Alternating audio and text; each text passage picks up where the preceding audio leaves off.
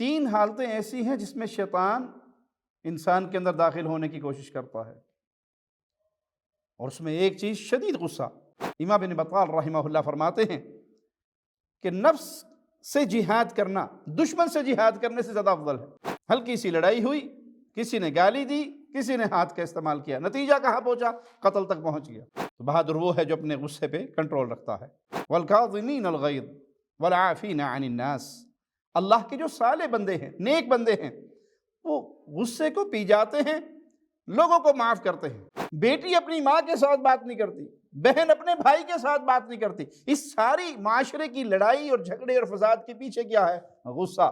اللہ اپنے بندوں کو معاف فرما دیتا ہے سوائے دو بندوں کے، مشرک کو اللہ معاف نہیں کرتا، اور دوسرا وہ مشاحن، وہ شخص جس کا اپنے بھائی کے ساتھ ناراضگی ہے۔ میں اپنے گھر کے اندر اللہ کی شریعت کے حکموں کو ٹوٹتا ہوا دیکھوں، میری اولاد، میری بیوی، میرے عزیز، میرے بھائی، اور میں خاموشی سے بیٹھا رہوں، تو یہاں میں نے گونگے شیطان کا کردار ادا کیا ہے۔ تو غیظ و غضب کو نافذ کرنے سے بہتر یہ ہے کہ معافی کے دروازے کو کھلا رکھیے۔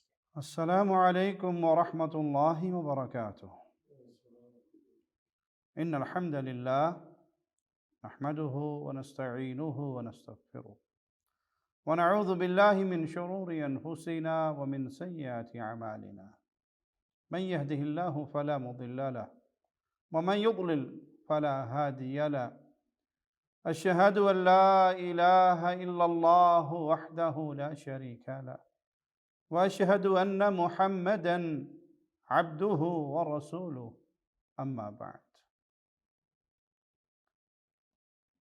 دین اسلام اپنے ماننے والوں کو محبت کا پیغام دیتا ہے،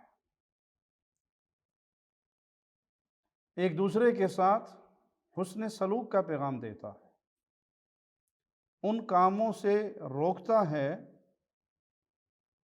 جس کے ذریعے درمیان میں نفرتیں پیدا ہو۔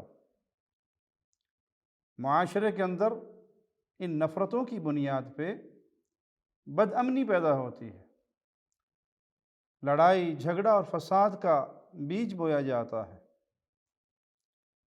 اور اس کے پیچھے ایک بہت بڑی چیز جو انسانی فطرت بھی ہے، وہ غضبناک ہونا، غصے میں آنا۔ جب انسان غصے میں آتا ہے تو اپنی عقل پہ بعض دفعہ کنٹرول کھو بیٹھتا ہے، ایسے فیصلے کر لیتا ہے جن فیصلوں سے گھروں کے اندر فساد، رشتوں کے اندر فساد، حتیٰ کہ جب گھر ٹوٹتے ہیں، رشتے خراب ہوتے ہیں، تو نتیجتاً معاشرے میں فساد پیدا ہوتا ہے۔ رسول اللہ صلی اللہ علیہ وسلم نے اس بیماری سے بچنے کے لیے خاص تلقین فرمائی۔ ابو ہریرہ بیان فرماتے ہیں رضی اللہ عنہ وارضاہ کہ ایک شخص آیا رسول اللہ صلی اللہ علیہ وسلم کے پاس، اور آخر کہتا ہے اوصینی، مجھے وصیت کیجیے، کچھ سمجھائیے، کچھ نصیحت کیجیے۔ تو پیارے حبیب علیہ الصلوۃ والسلام نے کیا فرمایا؟ لا تغضب، غصہ نہ کرو، اپنے غصے پہ کنٹرول کرو۔ تو اس صحابی نے بار بار یہ سوال کیا، اچھا کچھ اور وصیت کیجیے۔ تو اس کے سوال کو دہرانے کے باوجود رسول اللہ صلی اللہ علیہ وسلم اس کو یہی تعلیم دیتے رہے، لا تغضب، غصہ نہ کرو۔ انسان جب غصہ کرتا ہے تو اس کی زبان سے ایسے الفاظ نکلتے ہیں جو کسی کے جذبات سے کھیلتے ہیں۔ غصے کی حالت میں شیطان حملہ کرتا ہے۔ تین حالتیں ایسی ہیں جس میں شیطان انسان کے اندر داخل ہونے کی کوشش کرتا ہے، اور اس میں ایک چیز شدید غصہ، اور ایک شدید خوف، اور ایک شدید شہوت کا غلبہ۔ یہ تین موقع ایسے ہیں جن موقعوں پر شیطان انسان کے اندر داخل ہونے کی کوشش کرتا ہے، اور جب انسان کے اندر داخل ہو جاتا ہے اس کی عقل پہ کنٹرول کر لیتا ہے، پھر اس سے ایسے کام کرواتا ہے جو اس کے لیے بھی نقصان دہ، خاندان کے لیے بھی نقصان دہ، معاشرے کے لیے بھی نقصان دہ۔ آپ نے اکثر سنا ہوگا جن گھروں میں لڑائی ہو جائے اور طلاق تک نوبت آ جائے، میں شدید غصے میں اپنی بیوی کو طلاق دے بیٹھا۔ بھائی پیار میں تو کوئی بھی طلاق نہیں دیتا، محبت میں تو کوئی نہیں کہتا جا مجھے تجھے طلاق دی، فارغ کیا، غصے میں ہی کہتے ہیں۔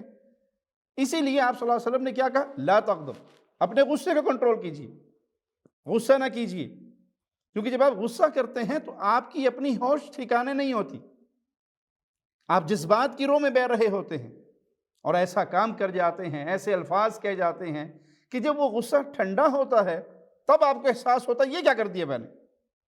اسی لیے طلاق دینے والے اکثر آپ دیکھیں گے علماء کے پاس سوال کرنے جب آئیں گے بیٹھے رو رہے ہوتے ہیں، میرے 3 بچے ہیں، میرے 4 بچے ہیں، میرا گھر برباد ہو گیا، میں نے یہ کہہ دیا، میں نے یہ کہہ دیا، میں نے یہ کہہ دیا۔ اس وقت جس وقت اس کی زبان سے یہ جملے نکل رہے تھے وہ غصے کی کیفیت میں تھا، آؤٹ آف کنٹرول تھا۔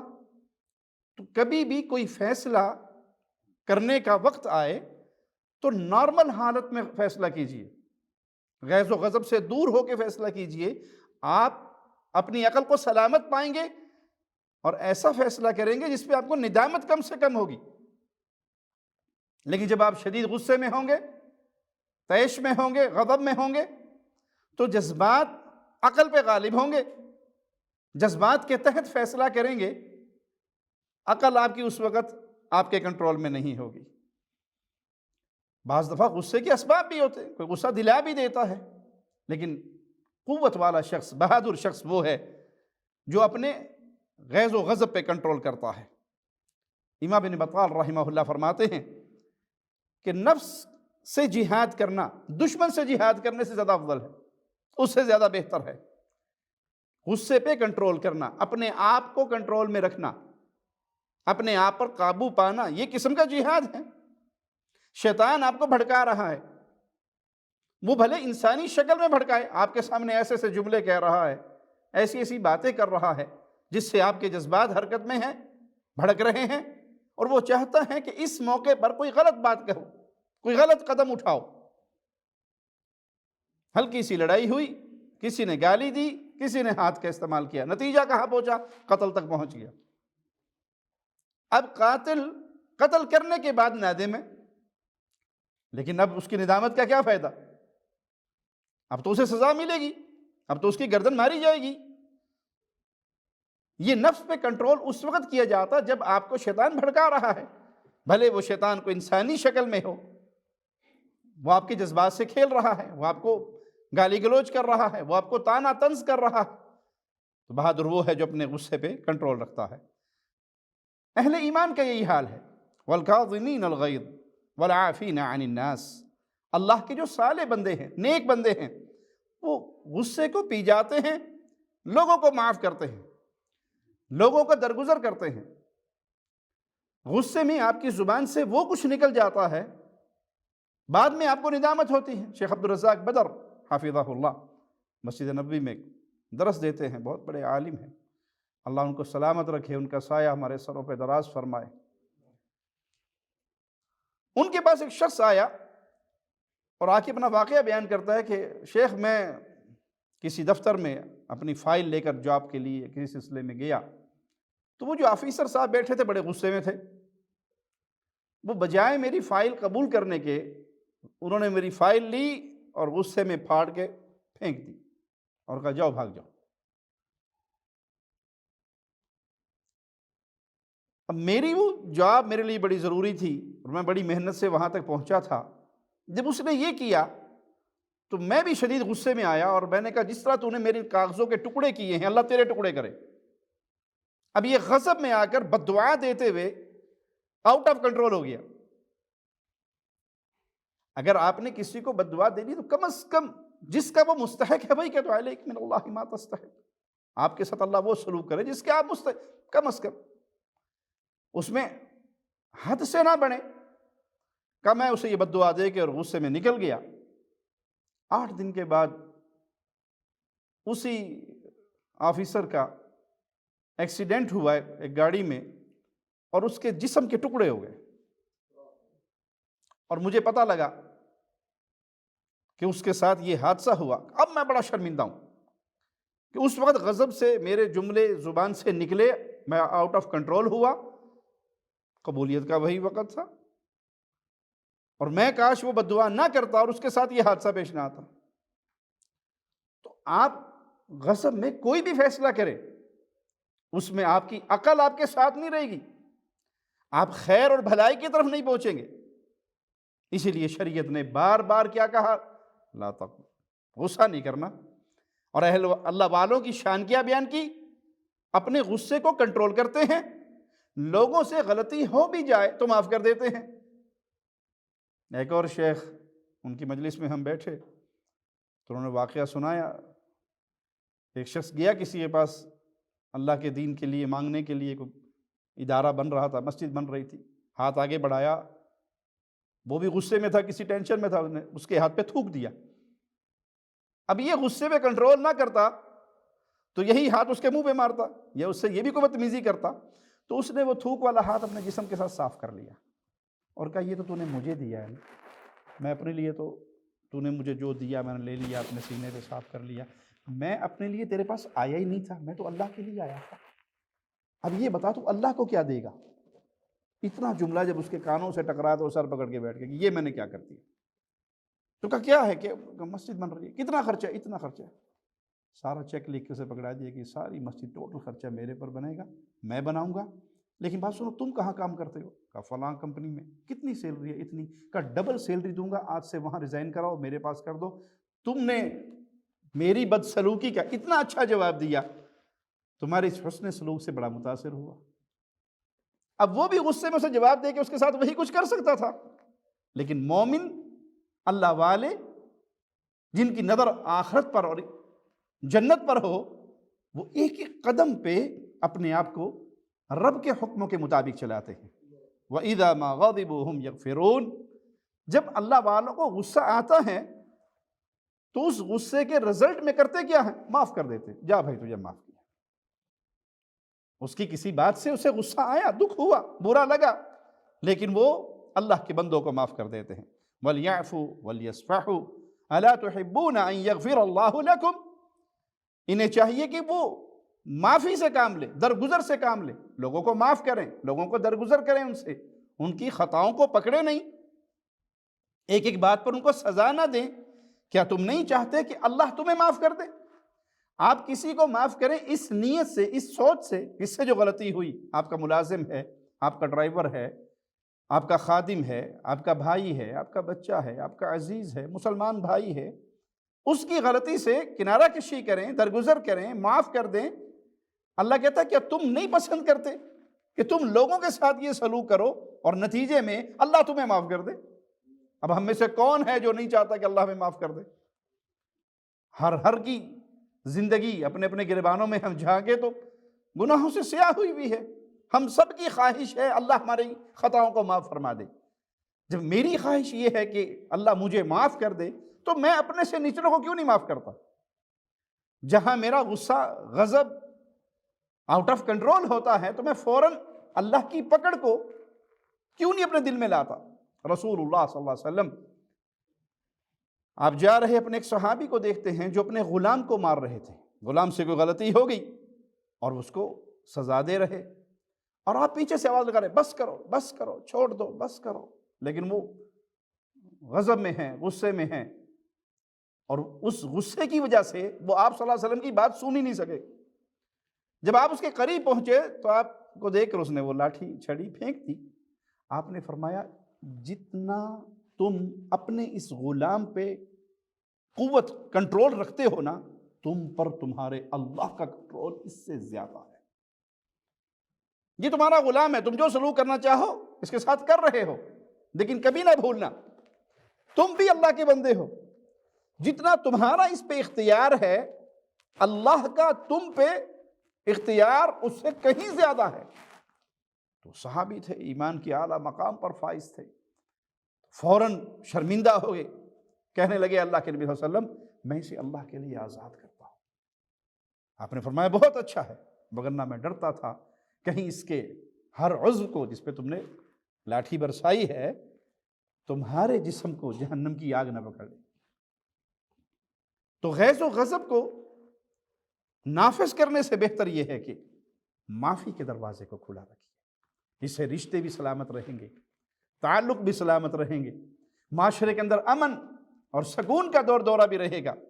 صحیح بخاری حدیث نمبر 6114، پیارے نبی صلی اللہ علیہ وسلم نے غصہ پر قابو پانے والے شخص کی تعریف کرتے ہوئے کیا فرمایا؟ لیس الشدید بسرعہ، بہادر اور جوان مرد وہ نہیں ہے جو پکڑ لے اور گرا دے، اپنے غصے کو نافذ کرے، اپنے جذبات کو تسکین پہنچائے کسی کی مار پیٹ سے۔ انما الشدید الذی یملک نفسہ عند الغضب، قوت والا بہادر آدمی وہ ہے جو غیظ و غضب میں اپنے نفس پہ کنٹرول پا لے۔ کسی کی بات سے اس کے جذبات بھڑکے ہیں، لیکن وہ ان جذبات کی تکمیل کی بجائے معافی کا راستہ اختیار کرتا ہے، اپنے آپ کو کنٹرول کرتا ہے، اپنی ان جذبات کو کنٹرول کرتا ہے۔ اب یہ غضب پر کنٹرول کرنے والا یہ اصل بہادر ہے، یہ اصل قوت والا ہے، اور اس کی تعریف رسول اللہ صلی اللہ علیہ وسلم نے کی۔ تو اس سے ثابت کیا ہوا کہ اصل قوت جسم میں نہیں دل میں ہوتی ہے۔ آپ کا جسم بڑا شدید ہے، بڑے قوی ہیں، مار پیٹ سکتے ہیں، ایک گالی دینے والے کے جواب میں 10 گالیاں دے سکتے ہیں، ایک تھپڑ مارنے والے کو 10 تھپڑ مار سکتے ہیں، لیکن آپ پر کسی نے زیادتی کی اور آپ نے اپنے آپ پہ کنٹرول رکھا کے اور کہا جا بھائی تجھے میں اللہ کے لیے معاف کرتا ہوں، جا۔ تو اصل قوت آپ کے ارادے کی ہے، اصل قوت آپ کے دل کی ہے، اور یہی ایمان ہے، اور اس کا نتیجہ بڑا ہی عظیم نکلنے والا ہے۔ پیارے نبی صلی اللہ علیہ وسلم کی حدیث میں جو یہ لفظ ہیں لا تغضب، غصہ نہ کرو، اس میں دنیا اور آخرت کی خیر ہے، دنیا اور آخرت کی بھلائی ہے۔ وگرنہ آپ آج معاشرے کے اندر پھیلے ہوئے فساد کو دیکھو گے تو اس کے پیچھے جو اصل کہانی نظر آئے گی آپ کو وہ غصے کی ہوگی۔ کہیں قتل ہوا، کیا وجہ تھی؟ غصہ آیا تھا۔ بھائی بھائی سے نہیں بولتا، فلاں بات پہ غصہ آیا تھا۔ بھتیجا پھوپھی سے نہیں بولتا، فلاں اس کی بات اچھی نہیں لگی تھی۔ تو یہ چھوٹی چھوٹی باتوں کو بنیاد بنا کر، غصے کے الاؤ کو جلا کر اپنے تعلقات کو بھڑکا دیا، اپنے تعلقات کو ختم کر دیا، اور نتیجہ کیا نکلا؟ قطع رحمی میں داخل ہو گئے۔ اور یہ قطع رحمی کتنی بڑی چیز ہے کہ قیامت کے دن جب انسان پل صراط سے گزرے گا تو رحم ایک جگہ پر کھڑا ہو جائے گا، ایک کونے پہ کھڑا ہو جائے گا۔ تو جس کی کیفیت یہ ہے کہ اپنا سگے بھائی کو سلام کرنے کے لیے تیار نہیں، بیٹا اپنے باپ کو سلام کرنے کے لیے تیار نہیں، بیٹا اپنی ماں سے ہم کلام ہونے کے لیے تیار نہیں، کیوں؟ اس نے میری بیوی کے ساتھ یہ کیا تھا۔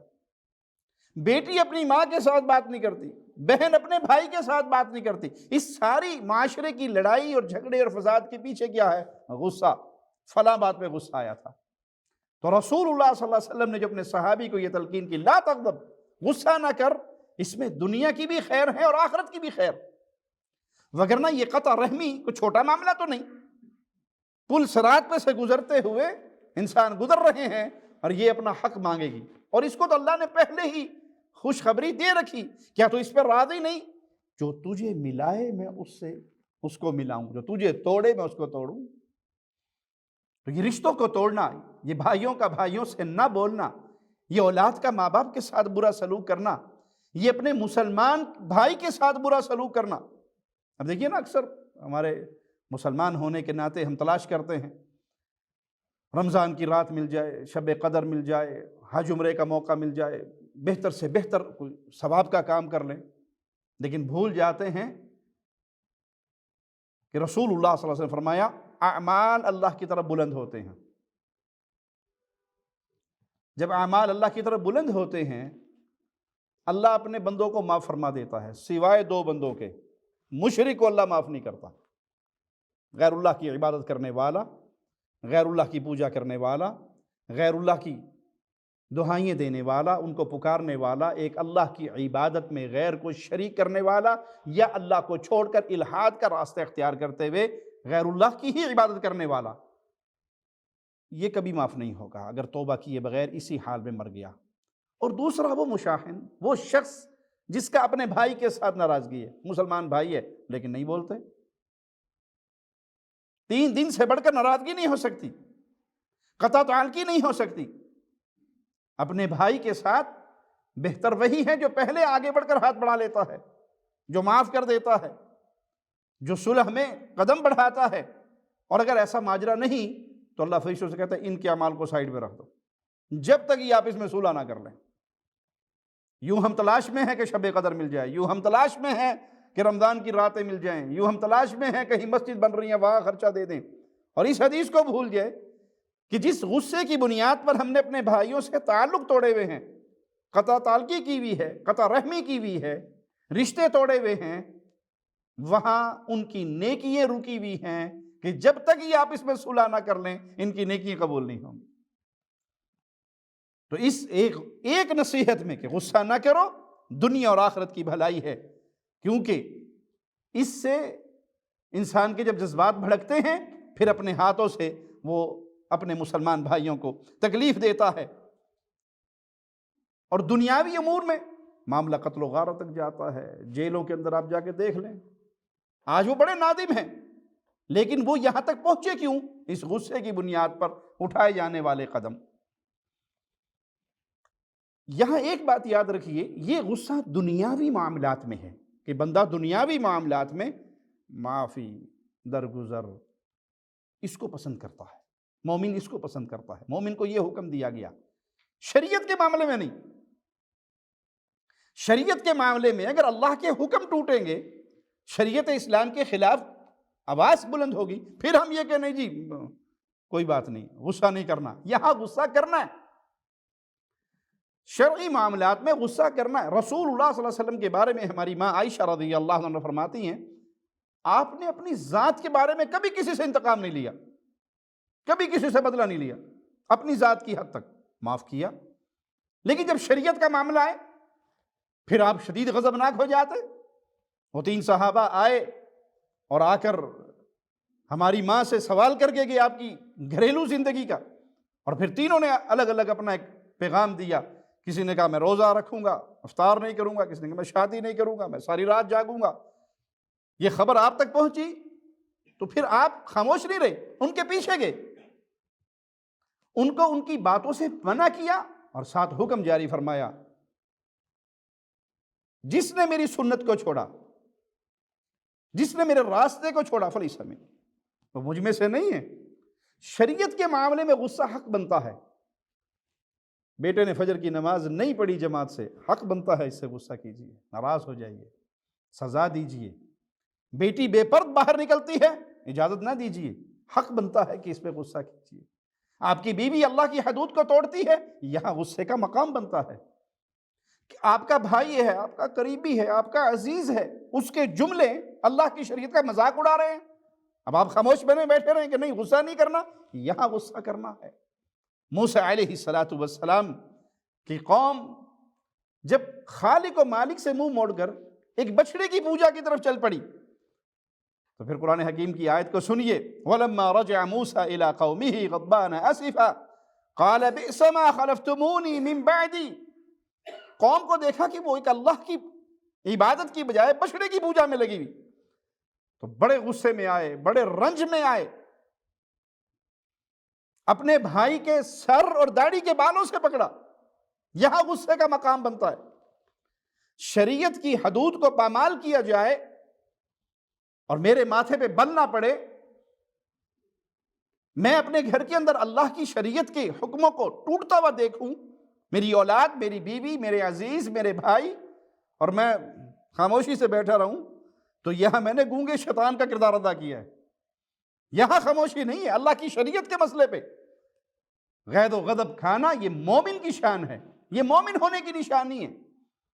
یہ شریعت کا ہم اور غم دل میں ہونے کی نشانی ہے کہ یہ شریعت مجھے عزیز ہے۔ میری اولاد ہے نماز نہیں پڑھے گی تو میں بے نماز کے ساتھ ایک چھت کے نیچے نہیں رہوں گا۔ میری بیوی ہے اللہ کے حکموں کو توڑے گی تو پھر اللہ کا دشمن، اللہ کا باغی اور اللہ کا محبوب وہ اللہ کی شریعت کی بغاوت پہ خاموش نہیں رہیں گے، بلکہ اس کو نصیحت کرے گا، اس باغی کو نصیحت کرے گا، اسے سمجھائے گا۔ تو شریعت کے معاملے میں غصہ کرنے کا حکم ہے۔ ہاں یہاں پر بھی حد سے کراس کرنا، حد سے بڑھ جانا، اس کی اجازت نہیں ہے۔ آپ اکثر سنتے ہیں جی غیرت کے نام پہ فلاں نے فلاں کو قتل کر دیا، کسی نے کسی کو قتل کر دیا، کسی نے کسی کو قتل کر دیا۔ یہ محمود چیز نہیں ہے۔ حدود کا نفاذ آپ کے ہاتھ میں نہیں ہے، بھلے وہ آپ کی اولاد ہے، بھلے وہ آپ کی عزیزہ ہے، آپ کا قریبی ہے۔ اگر کوئی اللہ کی حد کو توڑتا ہے، آپ کا کام صرف حکومت وقت تک بات کو پہنچانا، اس کو پولیس کے حوالے کرنا، یہ آپ کی ذمہ داری ہے۔ خود کلاشنکوف لے کے کھڑے ہو کر اس کو قتل کرنا کہ اس نے فلاں حد کو توڑا ہے، اس نے زنا کیا ہے، یہ گھر سے بھاگ گئی ہے، اس نے یہ کیا ہے، اب میں غیرت میں آ کے اسے مار رہا ہوں، کس نے آپ کو اجازت دی ہے؟ کسی کو قتل کرنے کی اجازت آپ کے ہاتھ میں نہیں ہے، یہ حاکم وقت کے ہاتھ میں ہے کہ وہ اللہ کی شریعت کے ٹوٹنے پر اس کو سزا دے، قاتل کو قتل کرے، شادی شدہ زانی کو رجم کرے۔ یہ آپ کے اختیار میں نہیں ہے، یہ حاکم وقت کا اختیار ہے، یہ اس کے مقرر کردہ نمائندے کا اختیار ہے، یہ قاضی وقت کا اختیار ہے کہ وہ فیصلہ کرے اس کے اس قدم سے کون سی اللہ کی شریعت کی حد ٹوٹی ہے اور اس کی سزا کیا ہے۔ جس طرح انسان اپنے آپ کو قتل نہیں کر سکتا، خودکشی نہیں کر سکتا، اسی طرح انسان کسی کی جان بھی نہیں لے سکتا۔ یہ خون کا بہانہ حق کے ساتھ ہے۔ رسول اللہ صلی اللہ علیہ وسلم کا فرمان ہے امرت ان اقاتل الناس، اللہ نے مجھے حکم دیا ہے میں لوگوں سے جہاد کروں۔ کب تک؟ جب تک وہ لا الہ الا اللہ محمد رسول اللہ کے اقرار نہ کر لیں، نماز نہ پڑھیں، زکوٰۃ نہ ادا کریں۔ آپ نے چیزیں بیان کی، کہا جب یہ کر لیں تو انہوں نے اپنا خون، اپنی جان مجھ سے محفوظ کر لی، الا بحق الاسلام، سوائے اسلام کے حق کے۔ کیا معنی؟ جہاں حدود کا نفاذ ہوگا، اگر وہ کوئی حد توڑے گا تو اس کو سزا ملے گی۔ سزا کا دینا آپ کے اختیار میں نہیں ہے۔ آپ قاضی نہیں ہیں، آپ جج نہیں ہیں، آپ پولیس مین نہیں ہیں۔ ایک ہی بندہ سارا کردار اپنا لیتا ہے، وہ جج بھی بن جاتا ہے جی، یہ گستاخ رسول ہو گیا، اس نے ہماری غیرت کا جنازہ نکالا ہے، اور وہ قاضی بھی بن جاتا ہے، وہ پولیس مین بھی بن جاتا ہے، فائرنگ کر کے مار کے، اور کہتا ہے جی میں نے بہت بڑا اپنے قبیلے کا نام روشن کیا۔ آپ نے جہالت کا قدم اٹھایا، کسی کا خون بہانا یہ شریعت میں آسان معاملہ نہیں ہے۔ اپنے آپ کو قتل کرنا، رسول اللہ صلی اللہ علیہ وسلم کا فرمان ہے جس نے لوہے کی کسی چیز سے، کسی ہتھیار سے اپنے آپ کو قتل کیا، وہ جہنم میں ہوگا، اور اس کے ہاتھ میں وہی چیز ہوگی اور اسی سے اپنے آپ کو مارتا رہے گا۔ اگر کسی نے زہر پی کے اپنے آپ کو قتل کیا، وہ جہنم میں ہوگا اور وہ زہر اس کے ہاتھ میں ہوگا، وہ ہمیشہ اپنے آپ کو اسی طرح قتل کرتا رہے گا۔ کسی نے پہاڑ سے گر کے، پہاڑ سے چھلانگ لگا کے خودکشی کی، وہ جہنم میں ہوگا اور اسی طرح پہاڑ سے چھلانگیں لگا کر اپنے آپ کو عذاب دیتا رہے گا۔ ابھی آپ نے چند دن پہلے دیکھا بیت اللہ کے اندر کسی شخص نے دوسرے فلور سے نیچے چھلانگ مار دی۔ اللہ جزائے خیر دے اس سعودی نوجوان کو، اس فوجی کو، اللہ اس کو شفا والی زندگی دے، صحت والی زندگی دے، اور ہماری طرف سے اسے بھرپور جزائے خیر دے۔ اس نے اپنی جان کو خطرے میں ڈال کر اس خودکشی کرنے کی کوشش کرنے والے کو بچا لیا۔ خود زخمی ہوا، گھٹنے پہ چوٹ آئی، پسلیاں ٹوٹی، لیکن اپنی جان کو خطرے میں ڈالا اور اس مسلمان کی جان بچا لی۔ اب یہ جو مسلمان وہاں پہ خودکشی کرنے لگا بیت اللہ کے اندر، جو گناہ ویسے گناہ ہیں بھائی، بیت اللہ کے اندر آ کے تو غم ختم ہوتے ہیں، ٹینشنیں ختم ہوتی ہیں، اللہ کے گھر کے سامنے کھڑے ہو کر رو کر، اللہ کو پکار کر، اللہ سے مانگ کر دلوں کے اندر زنگ ختم ہو جاتے ہیں۔ تم یہاں کر بھی یہ کام کر رہے ہو تو یہاں پر یہ کام کرنا یہ تمہارے گناہ میں اضافہ کرے گا۔ باہر یہ حرام ہے تو یہاں اس کی حرمت اور زیادہ ہوگی۔ بیت اللہ کی کیا عظمت ہے، اللہ کے گھر کا کیا کہنا۔ اللہ کا بندہ ہے، بیٹھا رو رہا ہے، آنسو بہا رہا ہے، وقت کا بادشاہ اس کی کیفیت کو دیکھتا ہے اور اسے آ کر کہتا ہے کہ مانگ، کیا مانگتا ہے، کیوں رو رہا ہے، جو مانگے گا میں تجھے دوں گا، بادشاہ ہوں وقت کا، اللہ نے بہت کچھ دیا ہے مجھے۔ تو اس کی طرف دیکھ کر کہتا ہے کہ اللہ کے گھر میں بیٹھ کر تجھ سے مانگوں، اللہ سے شرم آتی ہے۔ میں بیٹھا کس کے گھر میں ہوں؟ شہنشاہ کے گھر میں، اور تجھ سے مانگوں، اللہ کو کیا منہ دکھاؤں گا؟ بادشاہ سلامت پیچھے ہو کے بیٹھ گئے، یہ اپنی دعا آہوزاری سے فارغ ہوئے، بیت اللہ سے باہر نکلے تو بادشاہ سلامت بھی پیچھے پیچھے گئے۔ جناب آپ نے کہا تھا کہ اللہ کے گھر میں بیٹھ کے تجھ سے مانگوں، تو اللہ سے حیا آتی ہے، شرم آتی ہے۔ اب تو اللہ کا گھر نہیں ہے نا، اب تو آپ بھی باہر آ گئے، میں بھی باہر آیا، کیوں رو رہے تھے؟ مانگیے کیا مانگتے ہیں، جو کہو گے جھولیاں بھر دی جائیں گی۔ تو یہ مومن یہ اللہ کی محبت میں ڈوبا ہوا کہتا ہے کہ دنیا مانگوں یا آخرت مانگوں، کیا دے سکتے ہو؟ اگلے جہان کا کچھ دے سکتے ہو مجھے یا اس جہان کا؟ کہ اگلے جہان کا جیسے تو اللہ کا منگتا ہے، میں بھی اللہ کا فقیر ہوں، میرے پاس تو اس جہان کے 4 پیسے، درہم دینار، سونا چاندی، دنیا مانگ۔ کہا اللہ کے بندے دنیا تو دنیا والے کے گھر میں بیٹھ کر بھی میں نے نہیں مانگی، میں تو وہاں بھی آخرت کے لیے رو رہا تھا، تجھ سے کیا مانگوں؟ بیت اللہ کی یہ کیفیت ہے۔ اور یہاں اکثر ٹینشنوں کے مارے ہوئے بجائے یہ کہ وہ یہاں کر اپنے گناہوں کی معافی مانگے، اللہ سے سوال کریں، دعائیں قبول ہوں، حجر اسود اور بیت اللہ کے دروازے کے درمیان کی جگہ پہ چمٹ کے اللہ کو پکاریں، اور یہ قبولیت کا مقام ہے، یہاں دعائیں قبول ہوتی ہیں۔ سلف صالحین کے اس پر کئی اقوال ہیں، شیخ الاسلام ابن تیمیہ رحمہ اللہ کے، محمد الوہاب رحمہ اللہ کے۔ ہمیں کوئی حاجت ہوتی تو ہم اس مقام پر آ کے چمٹ جاتے اور اپنے اللہ سے مانگتے اور ہماری وہ حاجت پوری ہو جاتی۔ یہاں تو دعائیں قبول ہوتی ہیں اور آپ یہاں کر خودکشی کر رہے ہیں۔ خودکشی حرام ہے، بیت اللہ میں کریں گے تو اس کی حرمت کا کیا اندازہ ہے آپ کو؟ تو غیرت، غصہ کھانا دنیاوی معاملات میں، اس سے اللہ کے نبی صلی اللہ علیہ وسلم نے منع کیا ہے۔ عقل پہ کنٹرول رکھیے، غصے پہ کنٹرول کیجیے۔ ہاں جب شریعت کہیں ایسا معاملہ شریعت کا آئے تو شریعت کے معاملے پہ پھر خاموشی نہیں ہے، پھر یہ نہیں کہ جی کوئی بات نہیں، پردہ نہیں ہے تو کوئی بات نہیں، گھر میں گانے چل رہے ہیں تو کوئی بات نہیں، غصہ نہیں۔ مولوی صاحب نے کہا غصہ نہیں کرنا، اولاد سو رہی ہے، نمازوں کا وقت گزر رہا ہے، مولوی صاحب نے کہا غصہ نہیں کرنا۔ نہیں پیارے بھائی، وہ دنیاوی امور ہے۔ جب اللہ کی شریعت کو اور حدود کو توڑا جائے، کلکم راعٍ وکلکم مسئول، آپ اور میں، ہر بندہ ہم میں سے راعی ہے، ہماری رعایا ہے، ہماری اولاد، ہماری بیوی، ہماری بچیاں، ہمارا گھر، آپ اس کے ذمہ دار ہیں، اس کا قیامت کے دن آپ سے سوال ہونا ہے۔ تو اللہ کی حدود کو ٹوٹتے ہوئے دیکھ کر پھر خاموشی اختیار نہ کیجیے۔ غصے کی حالت میں شریعت اسلامیہ قاضی کو فیصلہ کرنے کی اجازت نہیں دیتی۔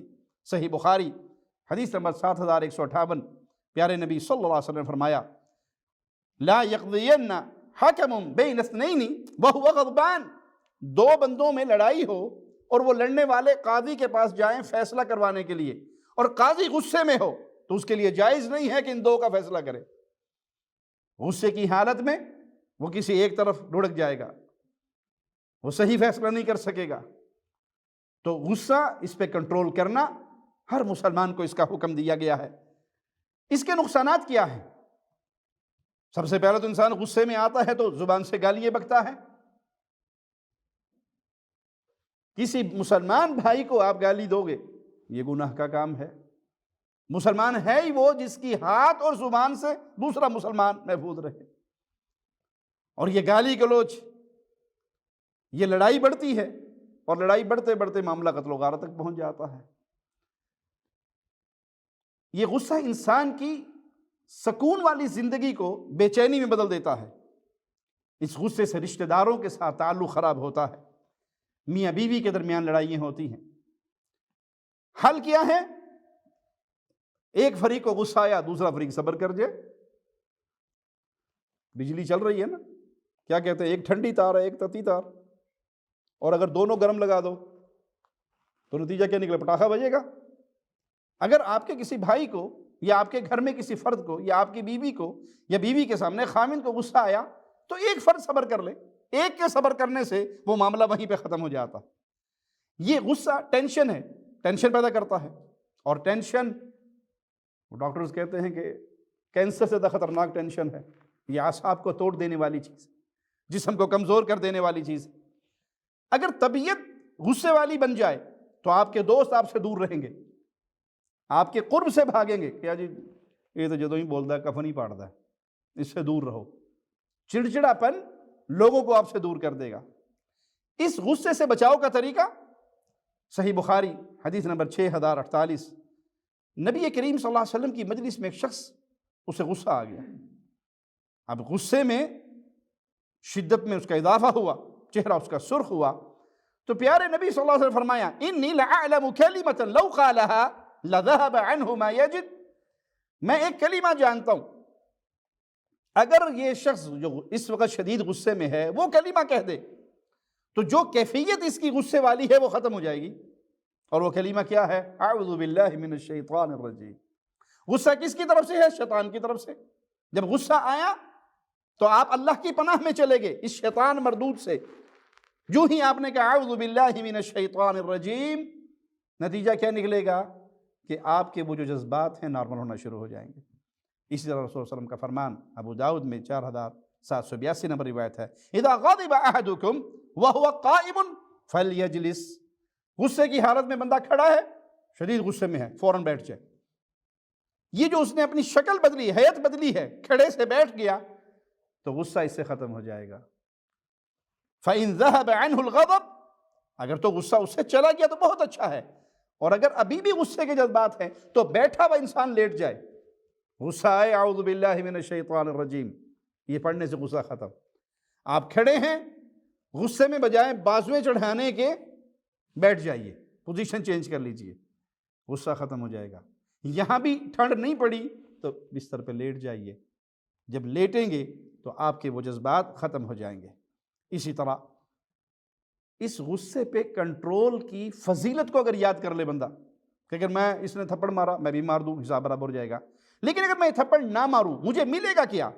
سنن نبی داؤد حدیث نمبر 4777، پیارے نبی صلی اللہ علیہ وسلم فرمان ہے من کظم غیظا وهو قادر على ان ينفذه، جس نے اپنے غصے پہ کنٹرول کیا اور وہ پاور رکھتا تھا کہ اس غصے کا اظہار کر لے، نافذ کرے اس کو۔ ایک تو نا غریب آدمی کو کسی امیر پہ غصہ آ بھی جائے تو بیچارہ منہ پر گالی بھی نہیں دے سکتا، دل کے اندر ہی جو کچھ اس نے کہنا دل میں ہی کہنا ہے، لیکن آپ کے پاس قوت ہے، پاور ہے، آپ اپنے غصے کو اس کا اظہار کر سکتے ہیں، کسی کو مار سکتے ہیں، پیٹ سکتے ہیں، زبان سے بدتمیزی کر سکتے ہیں۔ آپ کی قوت اتنی ہے، آپ کا اختیار اتنا ہے کہ آپ اپنے اس غصے کو نافذ کر سکتے ہیں، اپنے اس غصے کا بدلہ لے سکتے ہیں۔ پھر بھی آپ اس غصے کو کنٹرول کریں صرف ایک اللہ کے لیے۔ دعاہ اللہ عز وجل علی رؤوس الخلائق یوم القیامہ، اللہ قیامت کے دن پوری انسانیت کے سامنے اس غصے پہ کنٹرول کرنے والے کو بلائے گا اور اسے کہے گا یہ حوریں ہیں، ان میں سے جو تجھے پسند آئے اپنے لیے پسند کر لے۔ جنت کی حور، اس کے سر کا دوپٹہ پوری دنیا اور دنیا کی دولت مل کے اس کی قیمت نہیں بن سکتی۔ جنت کے اندر ایک بالش جگہ یا ایک روایت میں ایک کوڑا رکھنے کی جگہ، دنیا و ما فیہا میں جو کچھ ہے وہ اس کی قیمت نہیں بن سکتی۔ اور اس دنیا میں اپنے غصے پر کنٹرول کرنے والے کو کتنا بڑا انعام مل رہا ہے کہ پوری دنیا کے سامنے اسے بلایا جائے گا اور کہا جائے گا آؤ اور اپنے لیے جو تمہارا جی چاہتا ہے ان حوروں میں سے پسند کر لو۔ صحیح الجامع 7374 نمبر روایت ہے۔ پیارے نبی صلی اللہ علیہ وسلم فرمایا لا تغضب ولک الجنہ، غصہ نہ کرو تمہارے لیے جنت ہے۔ کتنی بڑی خوشخبری ہے، لا تغضب ولک الجنہ، اپنے غصے پہ کنٹرول رکھو۔ اور یہ کون بول رہے ہیں؟ وما ينطق عن الهوى ان هو الا وحی یوحى، جو اپنی مرضی سے کلام نہیں کرتے، شریعت کی بات جب بتاتے ہیں عرش والے کی وحی سے بتاتے ہیں اور وہ خوشخبری دے رہے ہیں اے مسلمان غصہ نہ کر، تیرے لیے اللہ کی جنت بطور انعام ہے۔ غصہ کر لیں گے تو کیا ملے گا؟ کچھ بھی نہیں، فساد، لڑائی جھگڑا، بد امنی، خون ریزی، یہ ساری صورتیں ہو سکتی ہیں، فائدہ کچھ نہیں ہوگا۔ لیکن اگر اس پہ کنٹرول کر لیں، جنت انعام ہے، اور جنت کی حوروں میں سے جو چاہے گا اپنے لیے اختیار کر لے، اللہ پوری انسانیت کے سامنے اسے بلائے گا۔ پیارے نبی صلی اللہ علیہ وسلم کی زندگی پہ اگر نظر دوڑائیں، پوری زندگی ہمارے لیے کھلی ہوئی کتاب ہے، جہاں معافی ہی معافی ہے، درگزر ہی درگزر ہے۔ جنہوں نے آپ پر ظلم و ستم کے پہاڑ توڑے، پیارے نبی صلی اللہ علیہ وسلم ان کے سامنے بھی ان کے لیے معافی کا اعلان کرتے ہیں۔ مکہ میں آپ کے ساتھ کیا کچھ نہیں ہوا، اہل طائف نے آپ کے ساتھ کیا کچھ نہیں کیا، قریشیوں نے آپ کے ساتھ کیا کچھ نہیں کیا، شیب ابی طالب کے اندر آپ کو محصور کر دیا، نماز پڑھتے ہوئے آپ کے اوپر اونٹ کی جیر پھینکی گئی، آپ کے گلے میں کپڑا ڈال کر بل دیا گیا، ابوبکر صدیق نے آ کے ان کو دھکا دیا اور کہا اس شخص کو قتل کرتے ہو اس لیے کہ یہ کہتا ہے ربی اللہ، میں ایک اللہ کی عبادت کرنے والا ہوں۔ ساحر کہا، مجنون کہا، مختلف باتیں کی۔ اب رسول اللہ صلی اللہ علیہ وسلم فاتح کی حیثیت میں مکہ میں داخل ہوئے ہیں، فاتح بن کر بیت اللہ کا دروازہ کھولتے ہیں، سامنے سارے قریشی کھڑے ہیں، اہل مکہ کھڑے ہیں جو آپ پر ظلم و ستم کرتے رہے، ہجرت کی رات بھی آرام نہیں کرنے دیا، وہاں بھی آپ کے خلاف پلاننگ کی، سازشیں کی، قبائل میں سے ایک فرد کو لے کر پہنچے، کیا کچھ کیا، لیکن نبی کریم صلی اللہ علیہ وسلم کے سامنے کھڑے ہیں اور انہیں بھی اپنی ساری شرارتیں یاد ہے کہ ہم کیسے کیسے رسول اللہ صلی اللہ علیہ وسلم کو تکلیف دیا کرتے تھے۔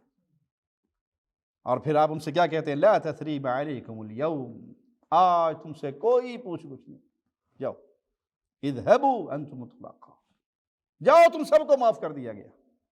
آپ چاہتے تو چن چن کے بدلہ لیتے، لیکن قیامت تک آنے والی انسانیت کے لیے نبی کریم صلی اللہ علیہ وسلم کا پیغام، محبت کا پیغام، عافیت کا پیغام، کہ اپنی جان کے لیے، اپنی ذات کے لیے بدلہ نہیں لیا۔ اللہ کی شریعت کا مسئلہ ہوا تو آپ شدید غضبناک ہوئے، اللہ کی شریعت کے معاملے میں کوئی خاموشی نہیں، اس پہ کوئی کمپرومائز نہیں، جہاں اللہ کی حدود کو توڑا جائے۔ ایک عورت، بڑے قبیلے کی عورت، چوری کر لی، معاملہ ہاتھ کاٹنے کا آیا، اسامہ کو سفارشی بنا کر بھیجا گیا، بڑا لاڈلا ہے نبی کریم صلی اللہ علیہ وسلم کا۔ آپ یہ سنتے ہی غضبناک ہو گئے اور کہا تو اللہ کی حدود میں سے ایک حد میں سفارش کرتا ہے؟ یہ تو غامدی قبیلے کی فاطمہ ہے، اگر محمد صلی اللہ علیہ وسلم کی بیٹی فاطمہ بھی چوری کرتی میں اس کا ہاتھ بھی کاٹ دیتا۔ تم سے پہلے لوگ اس لیے ہلاک ہوئے کہ ان میں جو غریب کوئی جرم کرتا تو اس کو سزا دے دی جاتی، اور کوئی بڑا کرتا تو اسے معاف کر دیا جاتا، اس کے اوپر حد لاگو نہ ہوتی۔ جہاں اللہ کی شریعت ہے وہاں پر کوئی کمپرومائز نہیں، اس حکم کو ویسے ہی نافذ کیا جائے گا۔ ہاں جہاں شخصی معاملات ہیں، ذاتی معاملات ہیں، تو پیارے نبی صلی اللہ علیہ وسلم نے کہا قریشیو جاؤ، آج تم سے کوئی پچھلی باتوں کا سوال جواب نہیں ہوگا، سب کو معاف کر دیا، سب طلقاء ہو، چلے جاؤ۔ ابن ماجہ میں ہے حدیث نمبر 4199، ما من جرعة اعظم اجرا عند اللہ من جرعة غیظ، اللہ کے ہاں انسان جو کچھ پیتا ہے اس میں سب سے بہترین چیز پینے کی غصے کے گھونٹ ہے۔ غصہ آیا اور یہ پی گیا۔ ہمیں تو پینے بھی نہیں دیتے نا بعض لوگ، جو آپ کے دائیں بائیں ہوں گے، اچھا انہیں تینوں گال کٹی تو چپ نہیں بٹھا رہے، میں ہوں دد میں چنڈ مارنی سی۔ یہ شیطان کی شکل میں آپ کے دوست ہیں جو آپ کو بھڑکا رہے ہیں تاکہ آپ اٹھیں، آپ تھپڑ ماریں گے، وہ مکہ مارے گا، لڑائی شروع ہوگی، کسی نہ کسی کا دانت منہ ٹوٹے گا، معاملہ عدالتوں میں، تھانوں میں پہنچے گا، اور اگر وہاں نہ بھی پہنچے تو آخرت کی عدالت تو سب سے بڑی ہے، وہاں تو یہ مظلوم آپ کے گریبان پکڑ کے آپ سے سوال کرے گا نا، اور سب سے خطرناک وہ عدالت ہے جہاں پیسہ نہیں، جہاں درہم و دینار نہیں، میری اور آپ کی نیکیوں کی کرنسی چلے گی۔ اس پہ یہ ظلم کیا، اتنے ثواب اس کو اس چیز کا تجھے، نمازیں تو نے پڑھی ثواب وہ لے گیا، روزہ اس نے رکھا ثواب وہ لے گیا۔ اسی لیے پیارے نبی صلی اللہ علیہ وسلم نے فرمایا کہ مسکین کون ہے کہ جس کے پاس پیسہ نہیں، مال نہیں، کہا نہیں، یہ مسکین نہیں، مسکین وہ ہے قیامت کے دن آئے گا نیکیوں کے انبار لے کے آئے گا، لیکن مظلوم بھی بڑے ہوں گے جس کا دامن پکڑے ہوئے ہوں گے، مجھے مارا تھا، مجھے گالی دی تھی، میری غیبت کی تھی، میری چغلی کی تھی، میرا مال دبایا تھا، میرا حق کھایا تھا، اللہ کہے گا دے بدلہ ان کو، کہاں سے دوں؟ بہنوں کا حق کھایا، وہ زمین دنیا میں رہ گئی، اس کا قرضہ دبایا، وہ پیسے تو دنیا میں رہ گئے، ساتھ تو کچھ بھی نہیں لایا، تو جواب ملے گا نمازیں تو نے پڑھی ثواب وہ لے جائے گا، روزہ تو نے رکھے ثواب وہ لے جائے گا، نیکیاں بٹنی شروع ہو جائیں گی۔ اللہم لا تجعلنا منہم ولا معہم ولا فیہم۔ کچھ بد نصیب ایسے ہوں گے کہ ساری نیکیاں ختم ہو جائیں گی، سائل ابھی بھی کھڑے ہوں گے، اللہ کہے گا ان کو بھی دے بدلہ، ان کو کہاں سے دوں؟ اب تو کچھ بھی نہیں بچا، وہ میرے روزے، وہ میری زکاتیں، وہ میرا حج، وہ میرے صدقے، وہ میرے خیراتیں، وہ افطاری ہیں، وہ سحری ہیں، وہ ذکر، وہ اذکار، وہ تسبیح ہیں، بٹ گئی۔ اب کیا ان کو کیا دوں؟ کہ گناہ انہوں نے کیے، جتنا تو نے ان کا حق مارا تھا وہ گناہ تیرے سر پہ لا دے جائے۔ یہ مظلوم گناہوں سے فارغ ہو کے جنت میں، اور یہ نیکیوں کے انبار لانے والا مظلوموں کے گناہوں کو اپنے سر پہ لے کے جہنم میں چلا۔ اس سارے کے پیچھے کیا ہے؟ غصہ۔ مارا کیوں؟ غصہ آیا۔ گالی کیوں دی؟ غصہ آیا۔ غیبت کیوں کی؟ غصہ آیا۔ چغلی کیوں کی؟ غصہ آیا۔ تو اسی غصے سے روکنے کے لیے شریعت کتنے بڑے بڑے انعامات بتا رہی ہے کہ تمہارے لیے جنت ہے، اور اللہ کے نزدیک سب سے بہترین گھونٹ وہ ہیں جو غصے کے گھونٹ ہیں۔ قَسَمَهَا عَبْدٌ ابْتَغَاءَ وَجْهِ اللَّهِ، جو اللہ کی رضا کی خاطر کنٹرول کس لیے کر رہا ہے؟ کہ اللہ کا حکم ہے، غصہ نہیں کرنا، وگرنہ لاگو کر سکتا ہے، پاور ہے، مار سکتا ہے، نافذ کر سکتا ہے، لیکن اللہ کی رحمت کی امیدیں اور اللہ سے اجر کی امید لینے پر، اجر لینے پر اس کو امیدیں ہیں کہ وہاں جنت ملے گی، وہاں انعامات ملیں گے، میں اللہ کے حکم کی وجہ سے اپنے غصے پہ کنٹرول کر رہا ہوں، تو یہ جرعہ، یہ گھونٹ اللہ کے نزدیک سب سے پیارا ہے۔ نبی کریم صلی اللہ علیہ وسلم کا فرمان سنیے، علموا ویسروا ولا تعسروا واذا غضب احدکم فلیسکت۔ کتنی پیاری تعلیم ہے۔ لوگوں کو سکھاؤ، لوگوں کے لیے آسانی کرو، ان کے لیے سختی اور تنگی نہ کرو، جب تمہیں غصہ آ جائے خاموش ہو جاؤ۔ بہترین طریقہ، غصہ آ گیا چپ ہو جاؤ، بھلے آپ کو تیرے منہ زبان کوئی نہیں، میں ہوں تے میں کردا نہیں، مجھے اللہ کے نبی صلی اللہ علیہ وسلم کی حدیث پہنچی ہے، غصہ آ جائے تو خاموش ہو جاؤ۔ جب غصہ ختم ہو جائے گا پھر اپنا معاملہ، بھائی آپ نے یہ کیا تھا، آپ کی یہ بات غلط تھی، آپ نے یہ زیادتی کی تھی، آپ کا یہ جملہ غلط تھا۔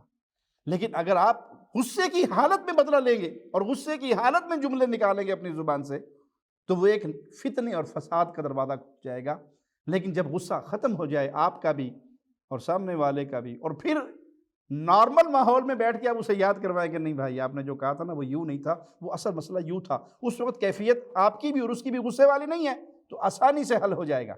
لیکن جس وقت شیطان غالب ہو چکا ہے، غصہ آ رہا ہے، اس وقت اگر آپ اس کے ساتھ اسی طرز میں جواب دیں گے تو معاملہ سلجھنے کی بجائے الجھ جائے گا، لڑائی جھگڑے کا راستہ مزید مسخر ہو جائے گا اور مزید کھل جائے گا۔ تو پیارے نبی صلی اللہ علیہ وسلم نے فرمایا کہ فوراً اس کو خاموشی اختیار کرنی چاہیے۔ اسی طرح غصہ ختم کرنے کا ایک اور طریقہ، سنن ابی داؤد حدیث نمبر 4784، ان الغضب من الشیطان، غصہ جو ہے وہ شیطان کی طرف سے ہے، وَإِنَّ الشَّيْطَانَ خُلِقَ مِنَ النَّارِ، اور شیطان آگ سے بنا ہے، وَإِنَّمَا تُطْفِئُ النَّارُ بِالْمَاءِ، آگ کہیں بھڑک جائے تو کیسے ٹھنڈا کرتے ہیں؟ پانی کے ذریعے، پانی پھینک دو آگ کے اوپر، آگ بجھ جائے گی۔ فَإِذَا غَضِبَ أَحَدُكُمْ فَلْيَتَوَضَّأْ، اگر تم میں سے کسی کو غصہ آئے تو فوراً وضو کر لے۔ دیکھیے اس حدیث میں کتنی باتیں سمجھائے گی۔ غضب کس کی طرف سے ہے؟ غصہ کس کی طرف سے ہے؟ اس کا محرک کون ہے پیچھے؟ شیطان، اور شیطان آگ سے بنا ہے، آگ کو پانی ٹھنڈا کرتا ہے۔ آپ وضو کریں گے تو آپ کا غصہ جو شیطان کی طرف سے آیا ہے وہ ٹھنڈا ہو جائے گا، اور اگر اسی غصے میں آپ بولتے چلے جائیں گے، قدم اٹھاتے چلے جائیں گے، تو چونکہ اس کے پیچھے حرکت دینے والا آپ کو شیطان ہے۔ یہ آپ نے اکثر دیکھا ہوگا، جنات کے مریض، جادو کے مریض لوگ جب وہ شدید غصے میں آتے ہیں تو شیطان ان کے اندر داخل ہوتا ہے، پھر وہ آؤٹ آف کنٹرول ہو جاتے ہیں، پھر ان کو کچھ سنائی نہیں دیتا، کچھ سجھائی نہیں دیتا، کیوں؟ انہوں نے اپنا آپ شیطان کے حوالے کر دیا۔ غصہ آتے ہی اعوذ باللہ من الشیطان الرجیم، غصہ آتے ہی خاموشی اختیار کرنا، غصہ آتے ہی وضو کرنا، یعنی اللہ کی طرف رجوع کرو گے تو شیطانی قوتیں آپ سے دور ہو جائیں گی۔ اور اگر ایسا نہیں ہوگا تو نتیجہ کیا نکلے گا کہ آپ نے اپنے آپ کو شیطان کے سپرد کیا، پھر وہ آپ کے ساتھ جو چاہے سلوک کروائے، گھروں کے اندر لڑائیاں، بیویوں کو طلاقیں، ماں باپ کے ساتھ بدسلوکیاں، گھروں کو چھوڑ کے نکل جانا، 6 مہینے، سال 2 سال امی اور ابو کا منہ نہ دیکھنا، وہ ایک غصے والی بات پہ آپ نے ایکشن لیا اور نتیجہ یہ نکلا کہ آپ ایسے گناہ کا شکار ہو گئے، ایسے گناہ کا شکار ہو گئے کہ ماں باپ کا نافرمان یہ ٹھپا آپ پہ لگ گیا، کر لو جتنی نیکیاں کرنی ہیں۔ جب ماں باپ کے نافرمان بن گئے، ان کے حق مارنے والے بن گئے، ان کے ساتھ قطع رحمی کرنے والے بن گئے، آپ جنت کے خواب دیکھتے رہو، یہ گناہ کا حساب دو گے تو اگلا قدم اٹھایا جائے گا۔ اسی لیے رسول اللہ صلی اللہ علیہ وسلم اپنے صحابی کو بار بار ایک ہی طرح سے ترے، لا تغضب، لا تغضب، غصہ نہ کرنا، غصہ نہ کرنا، کہ یہ غصہ انسان کو ایسے راستے پر لے کے جاتا ہے جو شیطان کی فرما برداری کا راستہ ہے اور ہلاکت اور بربادی کا راستہ ہے۔ اللہ سے دعا ہے اللہ ہمارے گناہوں کو معاف فرمائے، اللہ ہماری خطاؤں کو معاف فرمائے، اللہ ہماری سیاہ کاریوں کو معاف فرمائے، اللہ ہمیں زندہ رکھے، ایمان کی بہترین حالت میں رکھے، اللہ ہمیں موت دے اس حال میں دے، اللہ ہم سے راضی ہو، ہم اپنے اللہ سے راضی ہوں، اس حال میں اس دنیا کو چھوڑ کر جائیں کہ زندگی کے آخری لمحات میں سب سے بہترین عمل کر رہے ہوں۔